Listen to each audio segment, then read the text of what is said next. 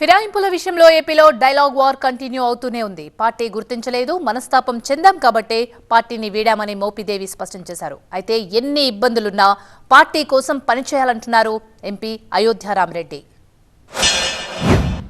ఇవాళ ప్రతి వాళ్ళు చెప్తున్నారు ఓడిపోయినా కానీ ఎమ్మెల్సీ ఇచ్చారు, మంత్రి ఇచ్చారు, రాజ్యసభకు ఇచ్చారని చెప్పినారు. దానికన్నా ముందు నేను జగన్మోహన్ రెడ్డి గారి కొరకు నేను ఏమాత్రం త్యాగం చేసినటువంటిది ఒక్కసారి మాట్లాడేటువంటి పెద్దలు ఒకసారి ఆలోచన చేసుకుంటే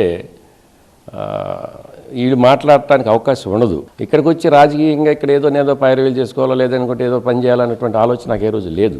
ఇలాంటి పరిస్థితుల్లో దీనిపై నేను మొదటి నుంచి కొంత అసంతృప్తిగా ఉన్నప్పటికి కూడాను మొన్న జరిగిన ఎన్నికల్లో అభ్యర్థిత్వం నీది కాదు అని చెప్పేసి అన్నప్పుడు మనస్తాపం చెందాం.